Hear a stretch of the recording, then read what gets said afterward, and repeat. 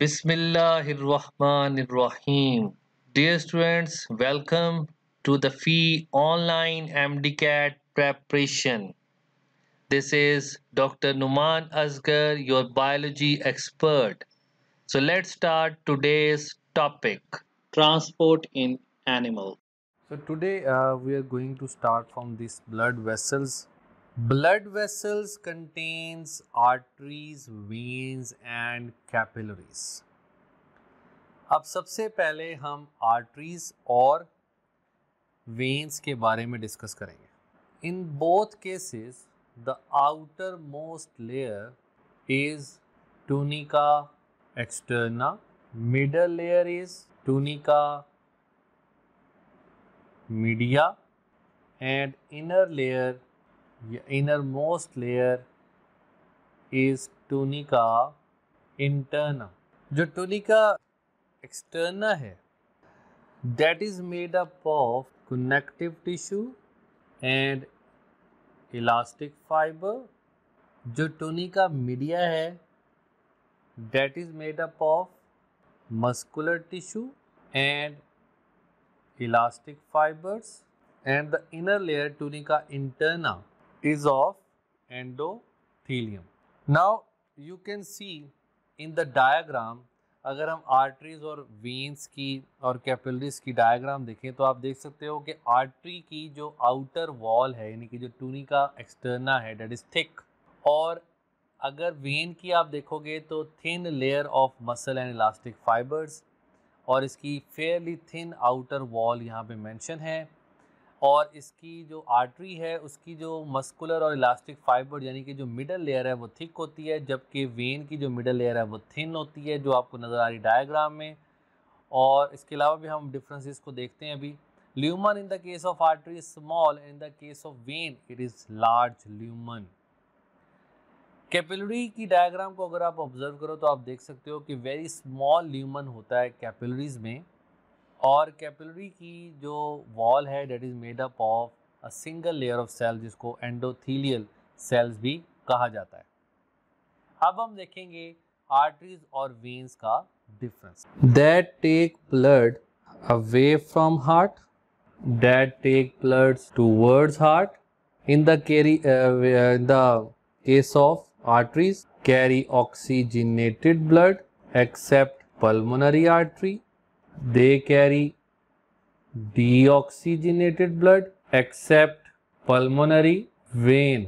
Arteries are present deep in muscle, deep under the muscles. Veins are superficial under the skin. They do not have walls, they have semi-lunar walls to prevent backflow of blood. Tunica, अब layers की बात कर लें. Tunica externa, tunica media, जो हमने diagram से भी observe किया है इनका ये डिफरेंस, और tunica interna. In the case of arteries, tunica externa is thinner, tunica media is thicker, tunica interna is thicker again. जब हम veins में बात करेंगे तो veins में tunica जो externa है ये thicker है, tunica जो media है वो thinner है, और tunica interna भी thinner है. lumen की बात करें तो lumen in the case of arteries is narrow, in the case of veins that lumen is wider. Now we will discuss about capillaries. Capillaries, obviously these are the blood vessels that are one cell thick. They are responsible for exchange of water, dissolved substances, gases, excretory products in liver. Every cell is surrounded by capillaries. अब हम बात करते हैं इसके diameter की. Diameter की बात करें तो इसका डायामीटर अल्टर हो सकता है, can be altered by nervous stimulation, can be altered by chemicals like histamine. So nervous stimulation से they may close arteries, capillaries जो हैं वो क्लोज हो सकती हैं, और इन द केस ऑफ हिस्टामीन ये डायलेट करेगा कैपिलरीज को। अब नेक्स्ट इम्पॉर्टेंट बात कि जो ये चेंज आता है in diameter is due to change of shape of endothelial cells, जिससे कैपिलरी की वॉल जो है वो बनी होती है, उसकी शेप में ये चेंज आता है।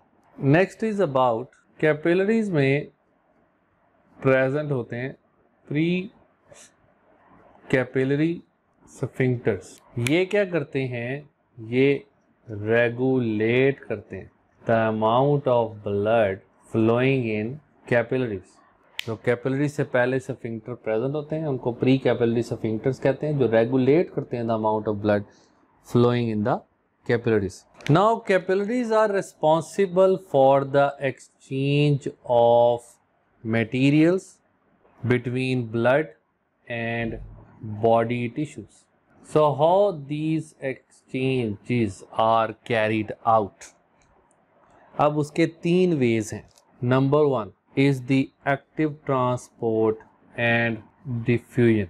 Active transport के थ्रू जो मटेरियल्स हैं वो मूव करते हैं from endothelial cells into interstitial या एक्स्ट्रा सेलुलर फ्लूइड, और उसके बाद एंटर हो जाते हैं बॉडी सेल्स में। और इस तरीके से जब बॉडी सेल्स हैं, अगर सपोज उससे कोई वेस्ट मटेरियल ने बाहर जाना है या बॉडी सेल से कार्बन डाइऑक्साइड ने एक्सचेंज होना है, तो वो सेम रिवर्स पाथवे ले लेगा कि बॉडी सेल से कार्बन डाइऑक्साइड रिलीज हुई, that enter into the interstitial fluid, वहाँ से ये एंडोथेलियल सेल से फिर एंटर हो जाएगी इनटू द वेन्यूल्स, क्योंकि फिर वो वेन्यूल्स में ओपन होती हैं कैपिलरीज।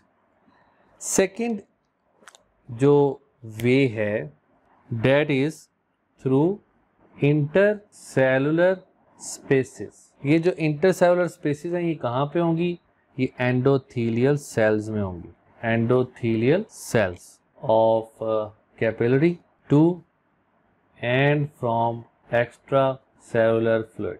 तो इंटरसेलुलर जो स्पेसेस हैं, जो सेल्स के दरमियान में जो स्पेसेस हैं, suppose this one is the cell and this one is the cell, अब इनके दरमियान में जो स्पेस है, यहाँ से जो मूवमेंट होगी, एक्स्ट्रासेलुलर फ्लूइड में मटेरियल एंटर होगा, टू वहाँ से मटेरियल ने अंदर एंटर होना है इनटू द वेन्यूल्स, तो ये इस पाथवे से मूव कर सकता है। और तीसरी जो वे है that is from cavity of capillaries. Capillaries की जो कैविटीज हैं उसके थ्रू जो मटेरियल्स हैं वो एंटर हो सकते हैं by the process of endocytosis. तो मटेरियल जो हैं कैविटी ऑफ द कैपिलरी से एंडोसाइटोसिस से एंटर होंगे और एग्जिट होंगे by exocytosis. Endocytosis obviously you know that is the intake and exocytosis that is the exit of the material या cell excretion भी कहते हैं। अब यहाँ पे एक इम्पॉर्टेंट बात कि हम ये डिस्कस करने लगे हैं कि इंटरस्टिशियल फ्लूइड कैसे फॉर्म होता है, जिसको हम कहते हैं एक्स्ट्रा सेलुलर फ्लूइड भी। तो this fluid is formed by continuous leakage of fluid from blood plasma into the spaces surrounding capillaries and tissues. So tissues और कैपिलरीज के दरमियान में जो स्पेस होती है, now suppose this one is the capillary और ये है कोई बॉडी का या बॉडी टिश्यू ले लें आप, suppose it is the cell of the body. अब क्या होता है कि आर्टरीज में जो प्रेशर होता है, ये मैं यहाँ पे लिख लूँ ड्यू टू प्रेशर, जो ये लीकेज होनी है that is due to pressure. तो कैपिलरीज के अंदर जो प्रेशर होता है उस कैपिलरी से जो फ्लूइड है, अब ये सेल है बॉडी का, दैट वन इज कैपिलरी। अब यहाँ पे ये जो स्पेस है, इधर से जो फ्लूइड है वो कंटिन्यूसली इस स्पेस में लीक होता रहता है और इसलिए इसको हम एक्स्ट्रा सेलुलर फ्लूइड कहते हैं या इंटरस्टिशियल फ्लूइड कहते हैं। अब कैपिलरीज में के से जो सेल में या बॉडी के टिश्यूज़ में किसी भी चीज़ ने, किसी भी मटेरियल ने एंटर होना है तो वो पहले पार्ट बनता है एक्स्ट्रा सेलुलर फ्लूइड का, उसके बाद वो एंटर होता है। लाइक यू कैन से कि सपोज वाटर है या ऑक्सीजन है, या ऑक्सीजन की बात कर लें या न्यूट्रिएंट की बात कर लें, तो वह पहले किधर आएंगे, एक्स्ट्रा सेलुलर फ्लूइड में, और यहाँ से दे कम इनसाइड द सेल। और इसी तरीके से सेल से किसी भी चीज़ ने अगर बाहर मूव करना है, जैसे सेल से वाटर निकला, जैसे सेल से कार्बन डाइऑक्साइड निकली, जैसे सेल से नाइट्रोजीनस वेस्ट रिमूव हुई, तो they will enter into capillaries from the extra cellular fluid. तो अगर हम अब ये देखें कि कंपोजिशन क्या होती है ऑफ एक्स्ट्रा सेलुलर फ्लूइड की कंपोजिशन देखेंगे अब हम। इसमें क्या होता है जी, मोस्टली वाटर होता है, डिजॉल्व न्यूट्रिएंट्स होती हैं, hormones, gases, waste, small proteins from blood. यहाँ पे एक इम्पॉर्टेंट बात, विच डू नॉट क्रॉस, तो कैपिलरी से कौन क्रॉस नहीं कर सकता, large proteins, red blood cells, platelets, ये तो क्रॉस कर ही नहीं सकते। ठीक है, तो अब मैं यहाँ पे लिखने लगा हूँ which can cross, some white blood cells can squeeze out, some white blood cell can squeeze out. Now you can see in the diagram the detailed differences between the three blood vessels. So remember and clearly इसको observe करें और study करें, और इससे related बहुत सारे MCQs आते हैं, इसको नोट डाउन कर लें, यहाँ पे स्टिल करें and note down all the differences between the three blood vessels. Now we will discuss about the disorder arteriosclerosis, sclerosis and atherosclerosis. So point to point देखते हैं। सबसे पहले आर्ट्रियोसेक्लेरोसिस is caused by due to the deposition of fat. The fat is the cholesterol and calcium salts. This causes the wall of the arteries thick and rigid. जिससे क्या होगा, lumen become narrow, and this arteriosclerosis is age related, यानी कि जो advanced edges होती हैं उसमें ये ऑब्जर्व किया जाता है आर्ट्रियोसेक्लेरोसिस। अब हम देखेंगे एथ्रोसेक्लेरोसिस। अच्छा, एक चीज़ जो इसमें बड़ी ज़रूरी है कि ये जो थिकनेस की बात हुई वॉल में, तो इसमें मेनली मिडल लेयर जो है वो थिक हो जाती है, जिससे जो है इसका जो ल्यूमन है वो नैरो हो जाता है आर्टरीज का। अब हम बात करेंगे एथ्रोसेक्लेरोसिस। एथ्रोसेक्लेरोसिस जो है नॉर्मली टेक प्लेस होता है इन कोरोनरी आर्टरीज। इसमें नैरोइंग होती है of lumen due to fat deposition, fat deposition due to high level of cholesterol. That is the major condition leading to heart attacks, and it causes increased risk of thrombus. So if thrombus take place in brain, it is fatal, यानी कि इससे death भी हो सकती है। So this is the blood flow through the body. Here you can see head and arms are upstairs. Pulmonary artery, ये pulmonary vein that are leading to the lungs and from the lungs. Next is vena cava आप observe कर सकते हो, और फिर आप ये aorta observe कर सकते हो। देन लिवर को जो ब्लड सप्लाई कर रही है आर्टरी, उसको हेपेटिक आर्टरी कहते हैं, और जो वेन लिवर से निकल रही है और एंटर हो रही है इंफीरियर वेना केवा में, उसे हम हेपेटिक वेन कहते हैं।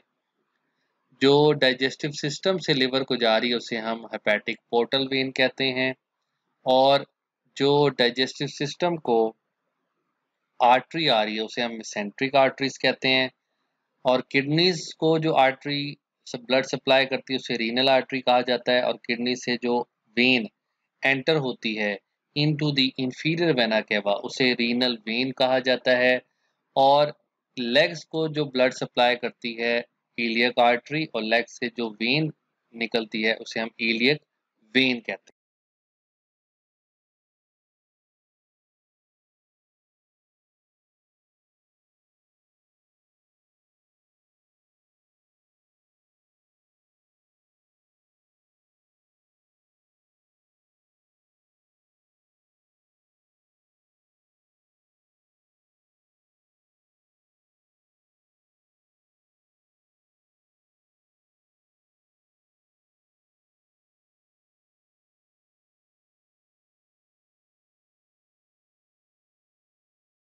Thank you very much and Allah Hafiz.